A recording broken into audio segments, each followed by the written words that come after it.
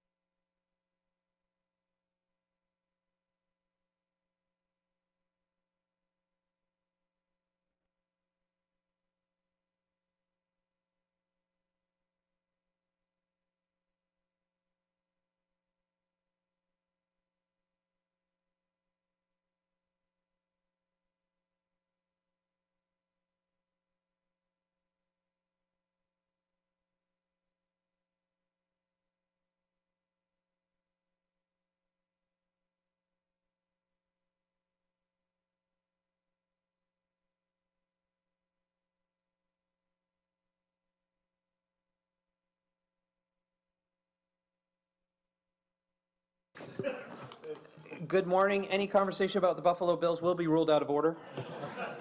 Good morning, Mr. Chair. I'm sorry I'm late. I was just still trying to raise bail money for Bob Gale to get him out of jail. Apparently it worked. With that said, everyone, welcome to the Audit Committee meeting of Monday, September 10th. I would like to call this meeting to order and remind members to turn off their electronic devices to silent mode, please. At this time, I'd ask, given the agenda in front of us, are there any disclosures of pecuniary interest? Councillor Gale? Yes, thank you. Thank you, Chair. I have a conflict on number 6.6, which is 21-2018, because it has to do with long-term care homes, the annual reports, and because my daughter-in-law works at long-term care in Niagara Falls. Plus, I should declare one, I think, on 6.7, which is a little bit marginal, but it's COM 24-2018. That has to do with Lynn Haven home. Somebody could construe that I'm in favor of nothing for Lynn Haven, whatever. Your conflict is duly noted, and you have been consistent with that, Councillor Gale. Thank you. So, understood. Seeing no further disclosures of pecuniary interest, at this time, I am going to ask for a mover and a seconder for the external audit planning report, which is our standard planning document for our audit for 2018, which will this fiscal year that we're in. And I'm going to ask, we're not going to go through the full presentation unless there's a desire from committee members, but I'm going to ask Trevor Ferguson just to come to the podium because there is a slight change with respect to one aspect of it that he'd like to bring to our attention. And we can also open any other questions to the full audit plan to either Todd or to Trevor. So welcome, Trevor. Thank you very much. Thank you for having me.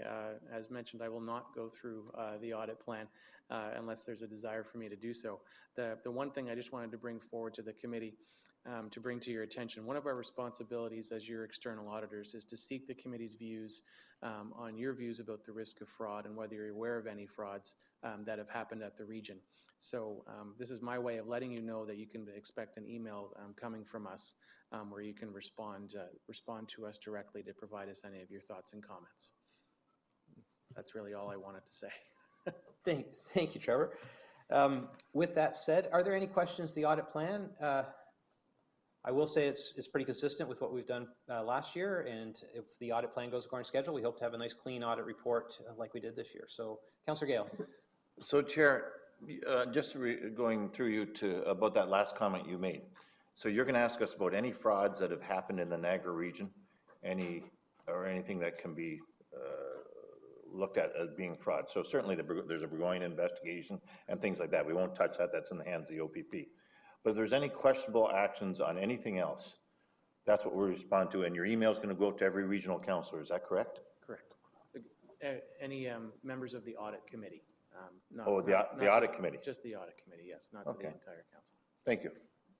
Thank you. Councillor Barrick? Thank you, Chair.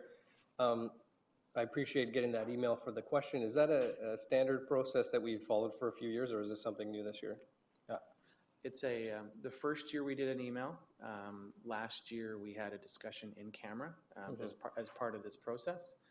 So in lieu of doing that discussion in camera, we're going back to the email process. It's just the desire of the region.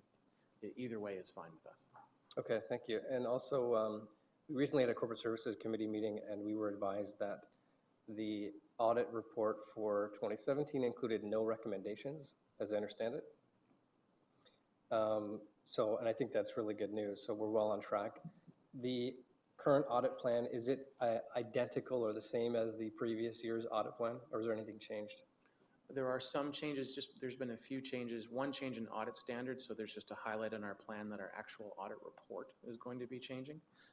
And there are some new accounting standards that the region's required to follow this year.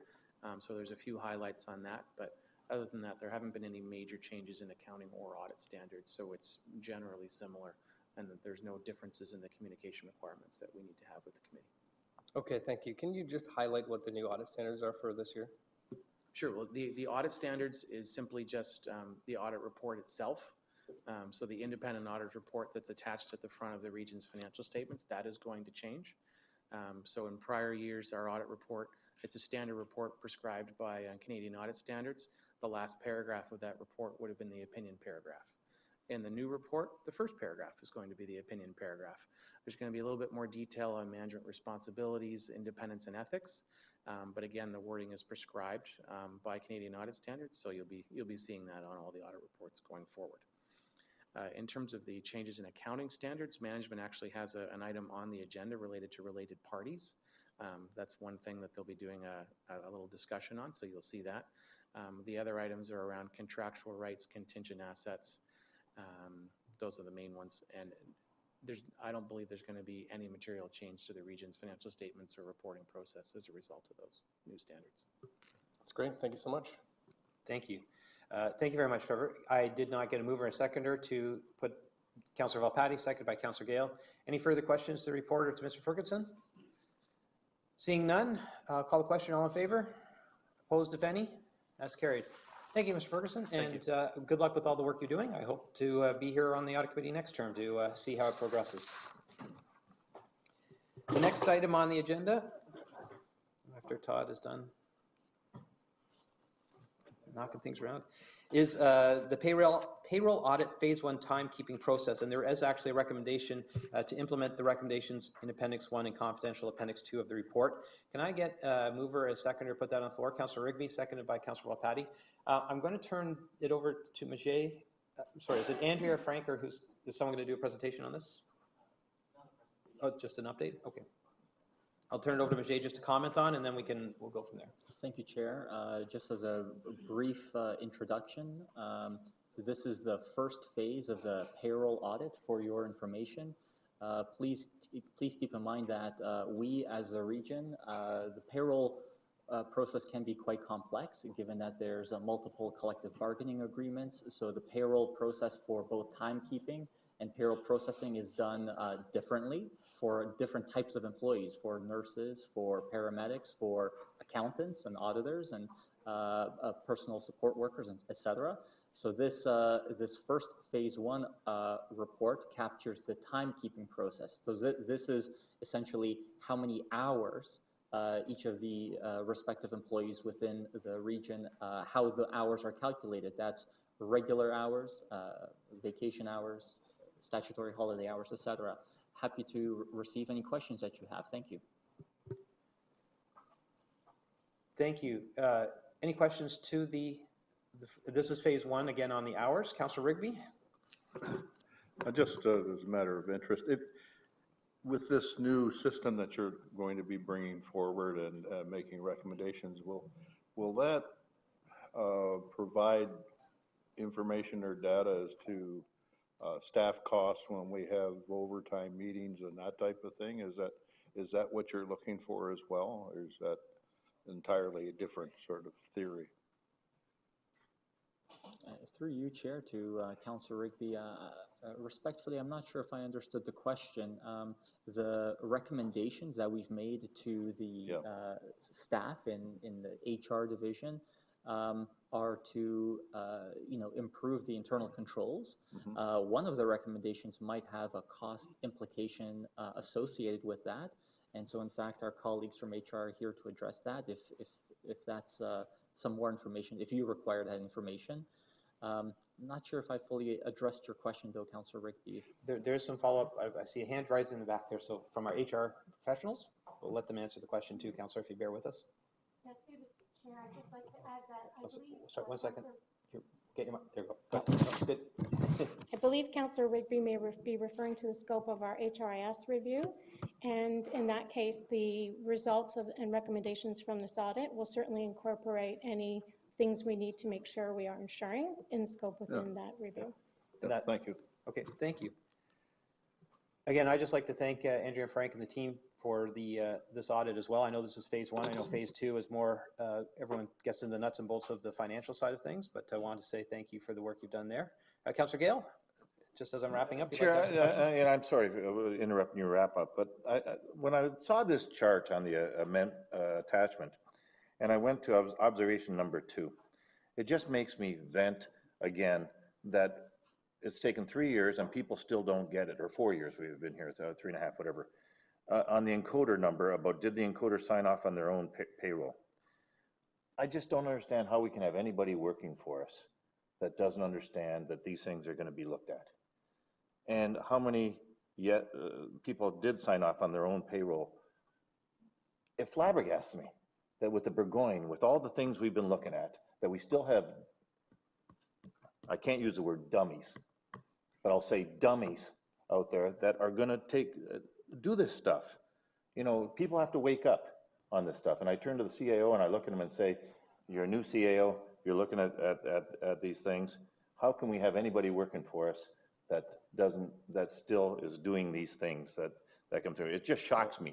Well, I think, Councillor Gale, I think it speaks to the wisdom of putting our internal auditor in place, so we can thank the CAO and our internal auditor team for doing this. And I think this has identified an area of risk, which we identified as an audit committee, and it's being addressed. And HR is going to implement so that we don't have these issues again. Yep. But I can, in our pre-meeting discussion and our conversations was, although this does happen, the audit team felt very comfortable that there was no indication that anyone had been using this in an untoward manner, that there was a fairness about the number of hours that they put in. It's purely a segregation of duties. You shouldn't be putting in your own numbers without someone else signing off on it. And this has been flagged and caught. So give staff their due. The people that are doing this are not doing it or abusing it, but it shouldn't be doing it in the first place. And there's no fault with anybody in this room, Chair. It's just that to see that this is still happening, these type of things, people have to wake up and realize that it'll be found on this stuff. So you know. And I would say to you that it was found because of the work that our internal auditors have done and the areas of risk that we identified to look at. So, And congratulations to them. Thank you very much. thank you. CEO, just a comment on that? Through Chair to Councillor Gale, and thanks for the compliments of us putting together this process. What's important, and you said, well, why is it continuously occurring? Well, the process has changed though. So I respectfully would submit, now we have a process where we identify, there is now a management response. And so we will then monitor that management response. So in this case, you know, there's acknowledgement from Human Resources, how they're going to address it. And then in the time period, Mache's group goes back and says, okay, have you been following the recommendations that you responded to? So now that we have a process to track it. Thank you, Chair, and I'll just leave off with, I'm scared of what happened here 25 years ago, if we're finding this stuff now. Thank you. Thank you. Seeing no further questions, I'll call the question. All in favor? Opposed, if any? That's carried. Thank you. The other item is a memorandum, item 5.3, and I'm sorry, it was an add-on on Friday. Just make sure I got the hard copy here. So I can give a very high-level overview of this this item. Councillor Volpatti? Yes, I want to know, if I can, who this person is, please. So we'll get a mover and second to put it on the floor, Councillor Volpatti. This is the first time we've gone through this process under the new expense policy, so I'd like to give you a little bit of my logic and thinking about doing it the way we've done it. There's two aspects of it. One is we are acting sort of in a quasi-judicial role to make a decision based on a fellow councillor, based on an expense that's been incurred by that councillor that falls outside the scope of our policy. My discussion with the CAO and the clerk's office was, it's real, if we're actually making a decision based on the facts that are presented before us in the memo, it shouldn't matter which councillor it is. Because what I'm hoping that as arbiters of this sort of expense, that we don't get into personalities, that we look at the facts and what's in front of us in terms of the incurred expenses. So that's the first part of it. If we want to go to talk about the actual issues behind this, we can go in camera because there is a legal aspect of it. But I can tell you that the councillor in question had a situation where they had requested advice from our integrity commissioner at the time. Our integrity commission, and that advice has always been provided from the integrity commissioner to any member of council if they have a question about their own integrity, and that's always been provided to them as part of the budget. Two things happened. One was we changed the policy so that quote, quote, legal expenses had to come to this audit committee because they weren't covered. And we also changed integrity commissioners during this process while these expenses were incurred. So the person who was submitting the bill was no longer an integrity commissioner and wasn't covered under that integrity commissioner. So that's why this is in front of us now. If it's a decision of committee that they want to know which councillor it is, prefer to go in camera because it was a matter of solicitor-client privilege. We'll talk about it. We can come out of camera and then we can decide how we want to go through it. Okay, well, thank you for that. I mean, that's all well and good, and I'm glad that we've engaged in this process. But the fact is that for two or three other people, I think their names were out in the public. And now suddenly we're doing it in a totally different way. And with respect, Councillor Volpatti, once this is approved, the councillor's name, this will be allocated to the councillor's expenses and it will be public. So it will absolutely be public once it is approved. My process here, again, this is the first time as your audit chair that we've had this happen under our new policy. I'm trying to find a way that would make sure that personalities didn't come into it. Once this is approved, those expenses will be allocated to that councillor, and then the councillor's expenses will be fully open and transparent. Well, I'm trying to balance the fairness to the councillor and the fairness to the process. And I appreciate that, and I thank you for that. But there must be details around this that, well, certainly that I'm not aware of, you may be. Can we not have a confidential memo going for the council meeting on Thursday that would explain the background of this? I think that would be fair to have a little bit of council background because this recommendation will go to full council on Thursday. Yes. I'll look to the CAO. I think a confidential memo outlining the background and putting sort of my statements into words would probably be fair, or my words into a statement. Okay, would that satisfy? Well, yes, would like to see it for Thursday. Okay. Thank you. Chair, if this is appropriate, I'd like to make a deferral on this to council on Thursday, because I can't vote yes on this without those details. And that, it's going to council anyway with the And I get recommendation it, either so I yea don't or think no, that we so- should be making a so vote on this. Your motion is to send it to council without a recommendation. Right on. Okay, that is perfectly within order. Seconded from Councillor Volpatti. So we're going to make a deferral to send it to council without a recommendation, and we'll ask staff to get a confidential memo that covers the background on this. Correct. Again, my only comment, without doing that, is the idea of us being arbiters of this was so that the personalities involved with councillor expenses was not brought as part of this, that we'd actually make a decision based on the facts and not who it was versus what it was. However, maybe we'll talk to staff and Carmen's, his confidential memo can sort of cover those issues. But we wouldn't And be then- doing our due diligence, Chair, if we voted yes or no on this without the information. And that's fair. We'll get the information to everyone. So that's a deferral vote. There's really no debate on it. All in- Chair, if I may, are we able, and I apologize for process, you did reference earlier there might be an ability to speak to this in camera today, and in getting those details that might assist in any decision-making. I'm fine with deferring to council without a recommendation, but So in fairness, that I did offer that. Can I Then make a suggestion? I'll hold off on my Hold off on deferral. the deferral. We'll go into closed session after the end of all the other items, and we'll come back to this one. So we're really just deferring this till the end of closed session, then we can make a decision to defer it to full council or when the facts are known to Okay, committee. I'll withdraw my deferral Okay, motion for now. okay, thank you. In that case, I'm going to take this item off, and we'll go back to the items 6.1. I'd like to do separately 6.1, and then we'll take 6.2 onwards in block. I'd like a motion to receive item 6.1, which is our internal controls dashboard. Can I get a mover? Councillor Volpatti, seconder. Councillor Rigby. Any discussion on the dashboard? Can we clear the speakers list and add Councillor Rigby's name to it? Councillor Rigby? Thank you. I just, there was the one item that was on hold, and I'm not clear as to why that item's on hold. I'm in the right report, I think. Absolutely. You're talking about the one item, which is Yeah. one of the 8 recommendations from the Burgoyne Bridge is on hold. Yeah, If we can just get a follow-up on that one? that's right. It's been, Burgoyne's been mentioned There is- quite a bit lately, so, No, in Councillor- this meeting, so. Councillor Rigby, there is a fulsome report on the status of the update report here. Yeah. So I don't have my color-coded one, so I can't find the, Through you, Chair, to Councillor Rigby, yes, in fact, there is one outstanding recommendation that's currently on hold. That's number 3. Yes, The recommendation that's from the the one. Deloitte auditors were to develop a structured estimating process to allow for accurate monitoring, control, and forecasting.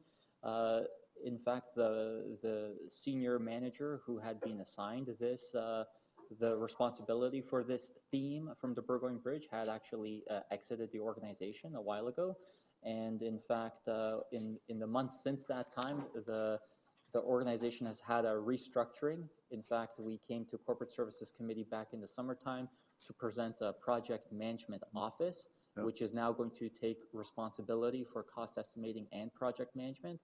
And that project management office is going to be responsible for addressing this particular recommendation and reporting back to either Corporate Services Committee, if that's what council wishes, or back to the Audit Committee through this quarterly update report with more information. So this is actually holding up any other, being finally able to get Burgoyne Bridge off the book, so to speak, as far as any look, except for, I gather, OPP still hasn't found anything, or doesn't know what to do or whatever. I'm not sure because we don't know.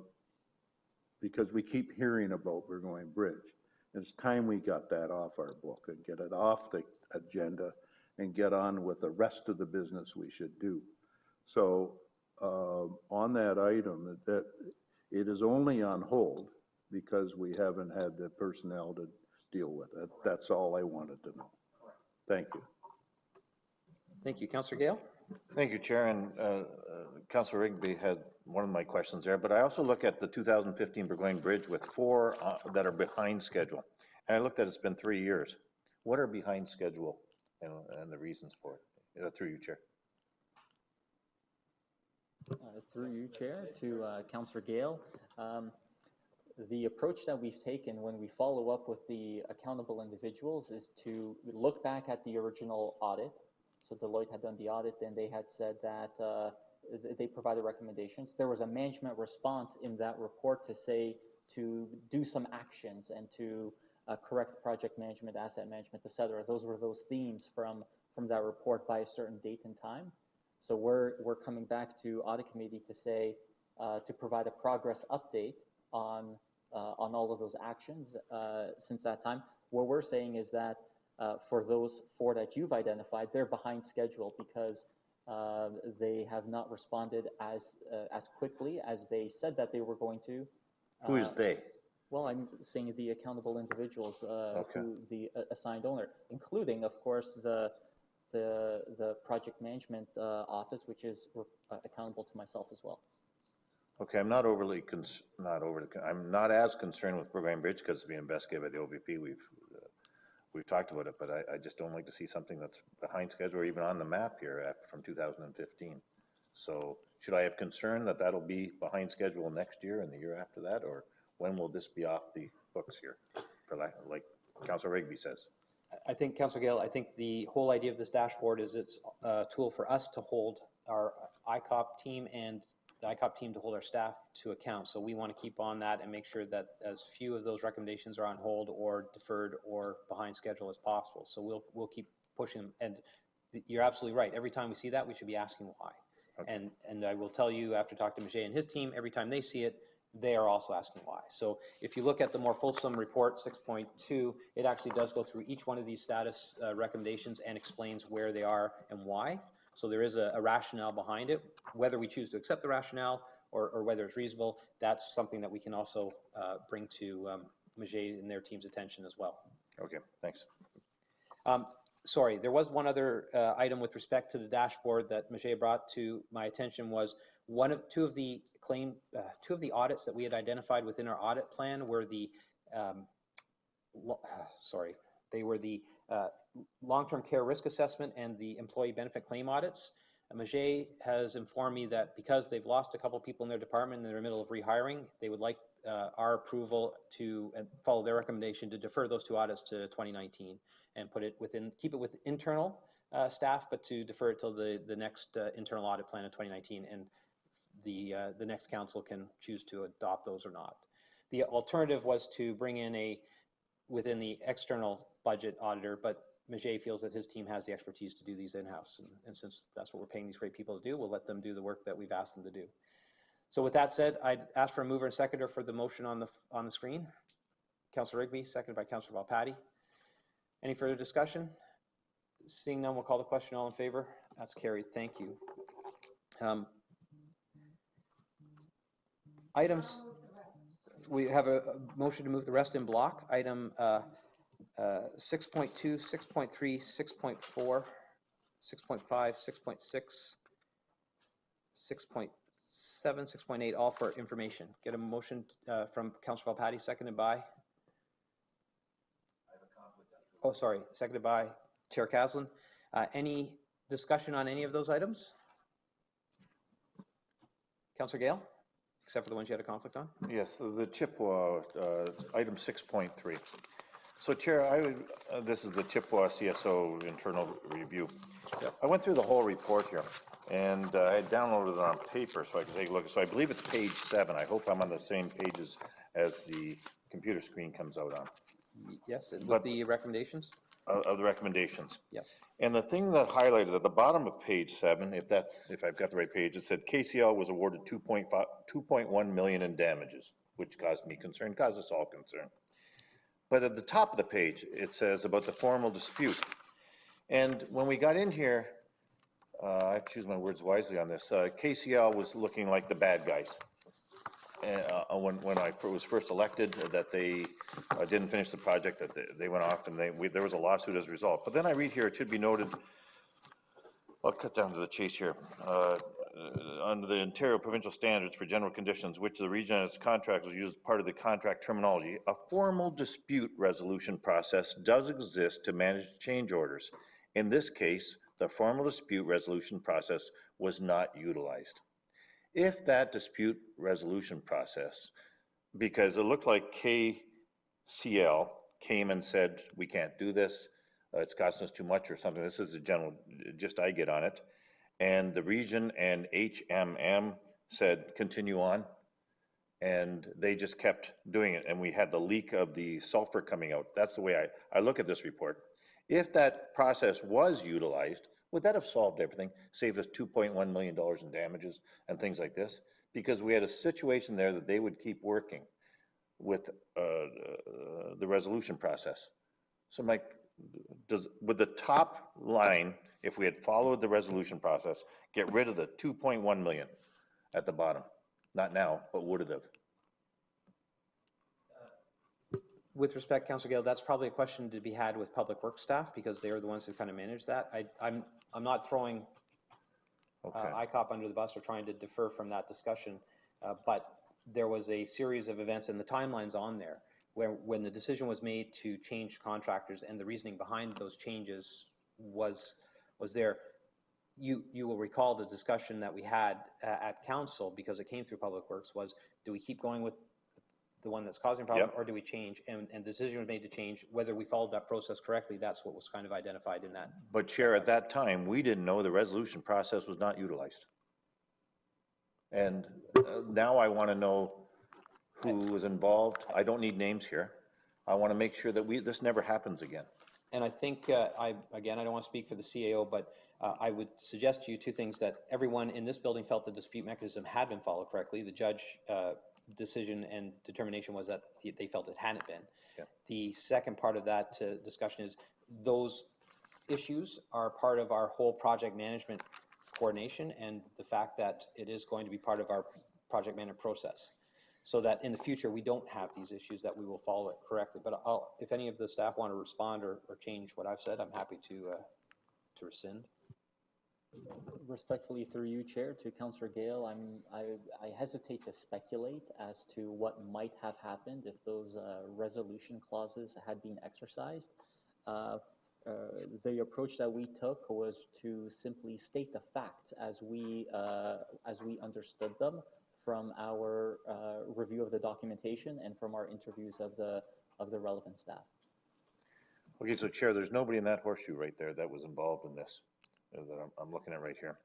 But when I came on, I was more or less informed that KCL had let us down, and the judge ruled against that. And I see with this that it didn't happen. So how can I make sure, Chair, I don't want to take it back to Public Works if I don't have to, but how can I make sure that the team or the person that was involved in making the decision that we don't follow this process was disciplined, talked to, changed, the course was changed and that, because I feel it cost us $2.1 million unless you can tell me otherwise. So how do I make sure that that's been solved?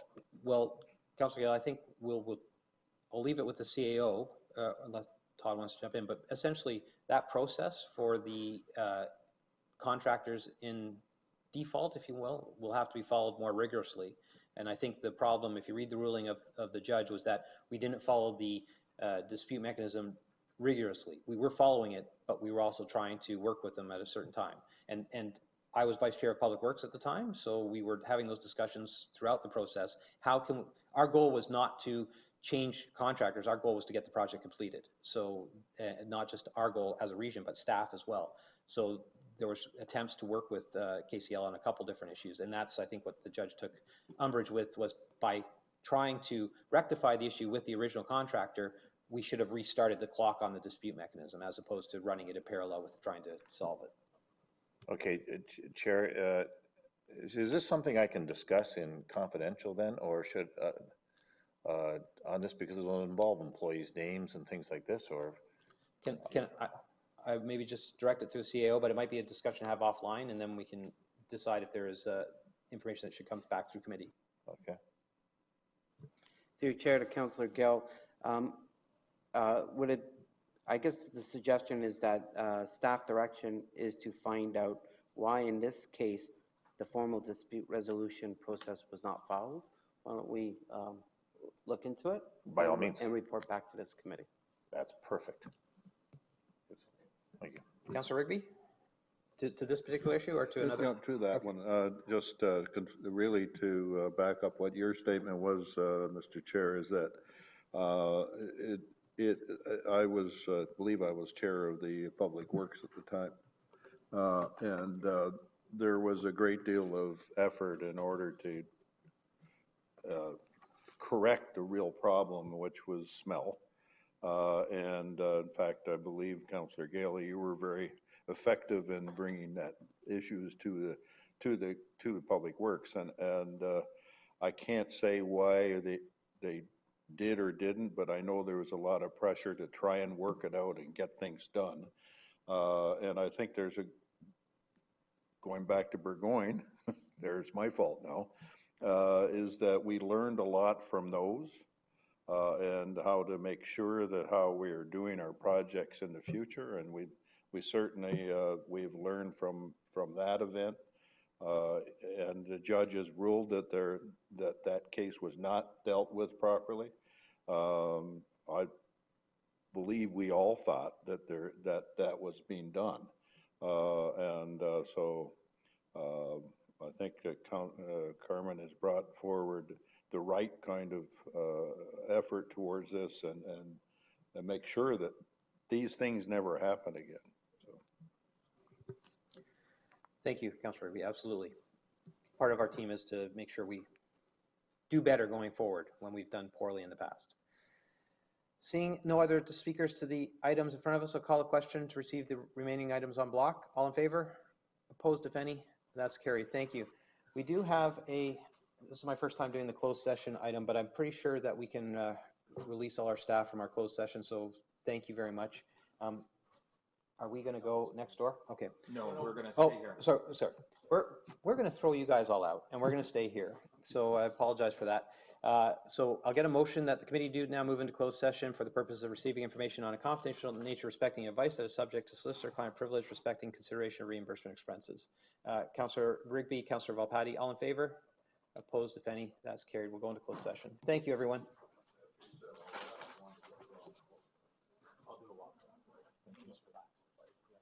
I like this.